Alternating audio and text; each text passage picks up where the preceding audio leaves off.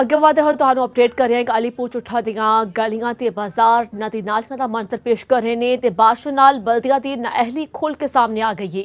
ਤਫਸੀਲਾਤ ਜਾਣਦੇ ਹਾਂ ਨੁਮਾਇੰਦਾ ਸਨ news Naveed Ahmad but ਕੋਲੋਂ।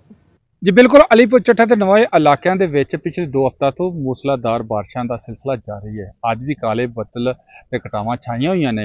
महकमा मौसमियात ने दस्सिया है कि कुछ दिनों तो होर बारिशों की पेशगोई की है। एक पासे कुदरती बारिशां साडे काश्तकारां ते किसानां लई खुशी ते पैगाम है, पर दूजे पासे अलीपुर चट्ठा के वसीकियां वास्ते जिंदगी अजाब बन चुकी है। हुकूमत पंजाब वालों वक्त सिर इंतजामात ते फंड जारी हो चुके सन, पर म्यूनसिपल कमेटी की नाअहली ते लापरवाही की वजह तो गंदे नाले मिट्टी गारे ते कचरे नाल भरे हुए ने। हर पासे फलैथ डिपू बने हुए ने, नालियां ते गटर उभर रहे ने, निकासी आप दा निज़ाम जाम हो के रह गया है। शहरियां शदीद मुश्किलात ने। मेरे नाल एक शहरी मौजूद है, वो की आंदा है, उन्हां नाल गल करने आ। जी भट्ट साहब बिल्कुल तुसीं आ वेख रहे हो जिथे तुसीं खड़े हो किन्ने गंदगी दे ढेर ने।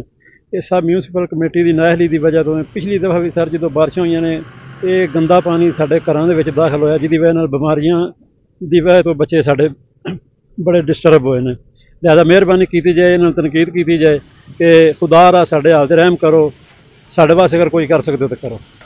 जी लोगों का आखना सी म्यूनसिपल कमेटी के रबाबे इख्तियार नूं अपनी जिम्मेदारी का एहसास करना चाहिए ताकि लोग जी मूजी बीमारियों तो बच सकन। जी